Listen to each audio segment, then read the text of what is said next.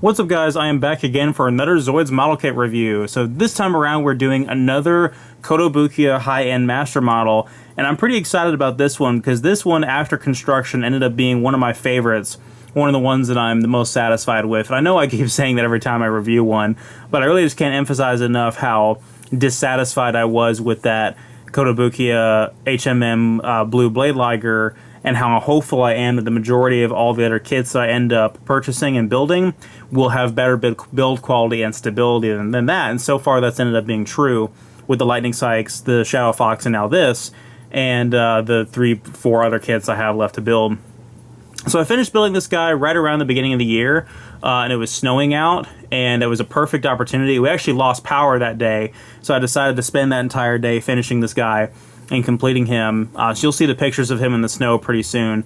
So this is the Kotobukiya high-end master model Command Wolf. So everybody knows what the Command Wolf is. It's pretty much a staple of Zoids throughout. A little bit of history about the Command Wolf as a model kit.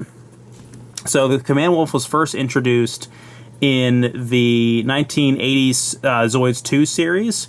So after we departed from the initial, like the really primitive looking wind-up Zoids that make up the original first wave, such as the Aquazoid and the one that looks like the one little dinosaur looking ones, I can give some examples. We went to the more complex ones like this, and some of the other ones that would later come into the anime when they decided to do that adaptation. So some of the designs, such as the wind-up Command Wolf, would carry on from the 80s into the early 90s, or I'm sorry, the late 90s, when we had the anime and the Takara Tomy Hasbro kits. So I've already talked about the wind-up Command Wolf in that other review where I talked about some of the Hasbro wind-up Zoids, and we'll do some comparisons. In terms of story, however, the Command Wolf was the backbone of the Halic Republic army in the anime and all the continuities surrounding the post-1999 Zoids continuity. So the Command Wolf, I think it was just called Wolf in the original 80s, but in 1999, after the anime and everything, with the new continuity, this thing was a staple of the Halic Republic and was sort of a light infantry, not really a scout Zoid, it was sort of just a versatile jack-of-all-trades style Zoid. Because of its quadrupedic design and its wolf-like body, it was able to be fast and nimble and conquer many different types of terrain and get around really easy, travel in large packs. Squads of these things were deployed strategically, and they were able to tackle a variety of different missions. So it was a very, very, very effective Zoid, more so than the Cannon Tortoise or the Godos, which were the other backbone Zoids of the Halic Republic army, before we get into like the higher tier ones like the Shield Liger, and then we go up another tier to the really, really big ones like the Gogulas. So this really, really was their backbone, and it came in a few different varieties. So the one we have right here is the original white color scheme. This is the same color scheme as what we had with the 1980s version. There's also the Command Wolf AC, which is blue. We saw that in New Century Zero with, what was his name? Brad, or Ballad in the Japanese, where he used the Command Wolf AC. That has a bigger twin cannon on the top, the AC cannon, and like I said, is blue. It has boosters. He didn't really get too much use out of that before upgrading to the Shadow Fox, though. And then in Chaotic Century, we have Irvine had a special variant Command Wolf that had a special paint job just for him, and it was sort of a gray and red, and he used the long-range rifle on his Command Wolf. And then finally we have the Imperial Command Wolf, which is not really canon, but it's sort of just a variant of the model kit, which we sometimes see in the video games. I think it's a cool concept. It's a bright metallic red with green accents, so a green cockpit instead of the orange to give it that Empire look.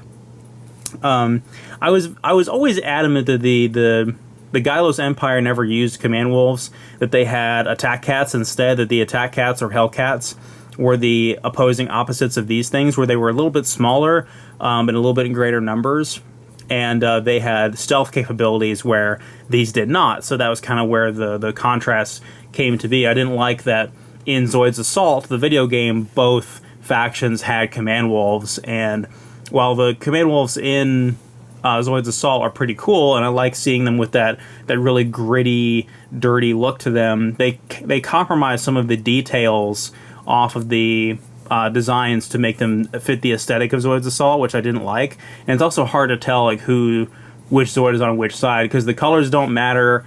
They're both sides are using Command Wolves.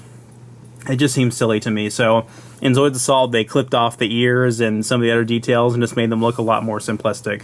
So that's it as far as the Command Wolf goes in terms of story. So very, very, very staple Zoid across all of the different continuities until you get to, Fusors and Genesis and all that, where they don't really appear anymore. But throughout the original 80s model kit line, and then the model kit line for Takara Tomy and Hasbro for Chaotic Century, New Century Zero, the Command Wolf saw a lot of representation. So we'll talk a little bit about the Kotobukiya HMM kit itself here, so we'll get a little closer look. So again, this is the white one. The Command Wolf AC and Irvine Special do exist as other kits, and but they are virtually the same as this one, except with a different color scheme, of course, and I'll talk about that. So this is the repackaged version. I'll show the box really quick. It comes with each variant weapon set, so you can basically have this white Command Wolf be any of the 3 different variants I talked about. The original that has the 20mm anti-Zoid cannon, as we see right here. The AC cannon, which is the much larger one, and then the long-range rifle, which is what that one right there has. So I love the artwork on this box. It looks absolutely fantastic. We see 3 Command Wolves on a jungle mission right here to show off all the different variants.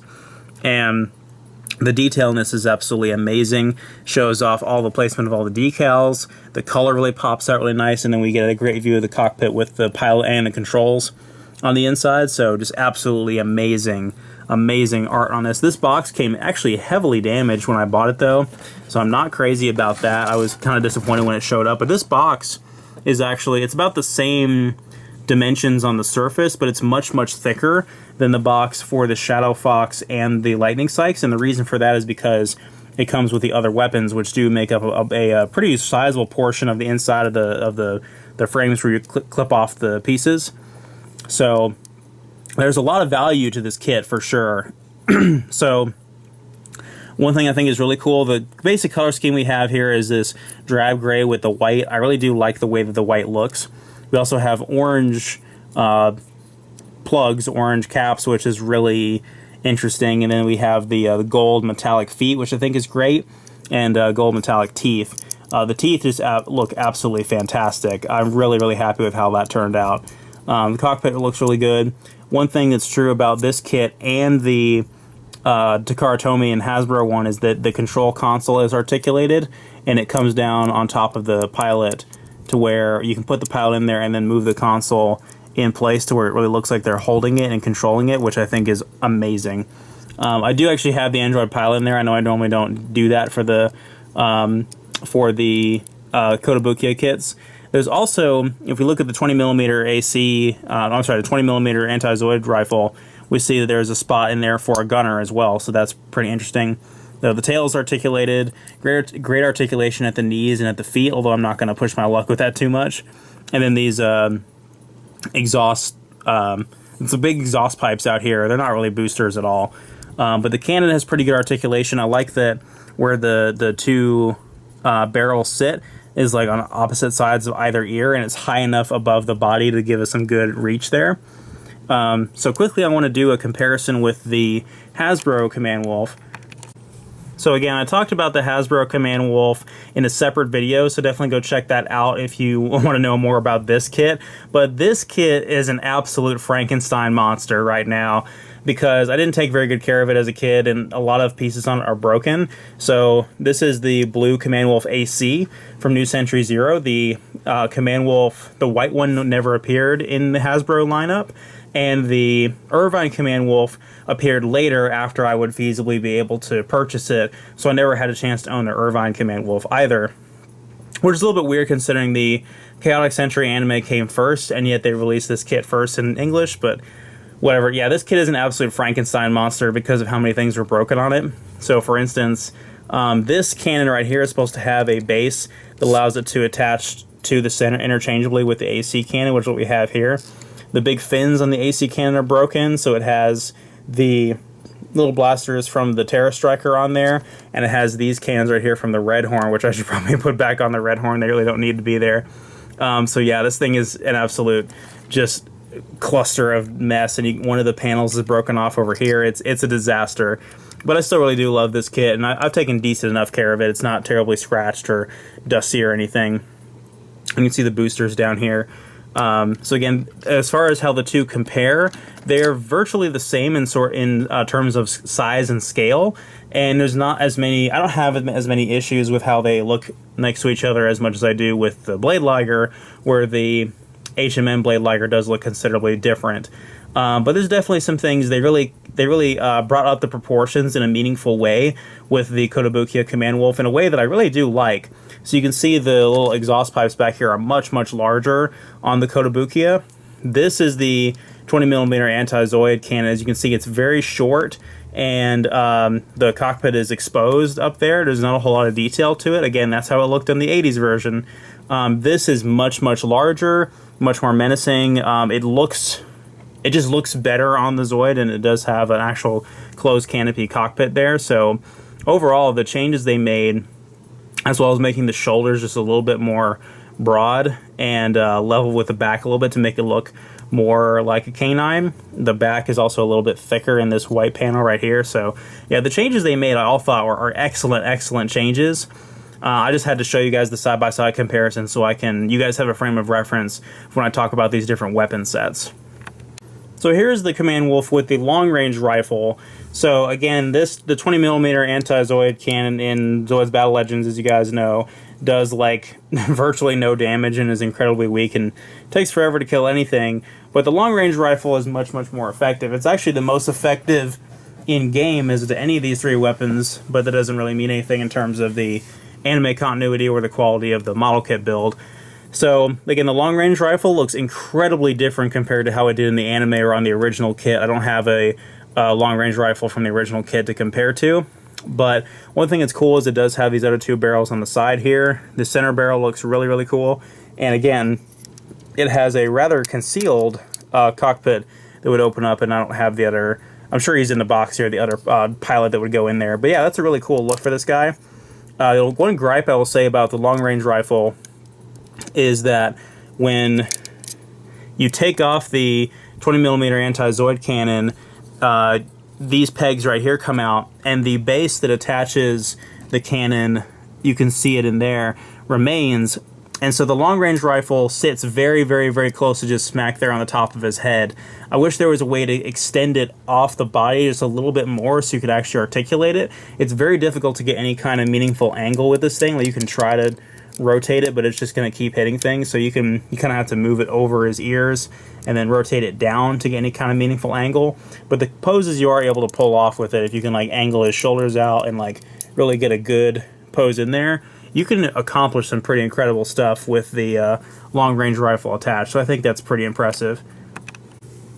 Alright, and here's the Command Wolf fully equipped with everything. So in order to equip the other accessories that go with the AC form, you have to take off these little white plugs. You can barely see it because of too much light.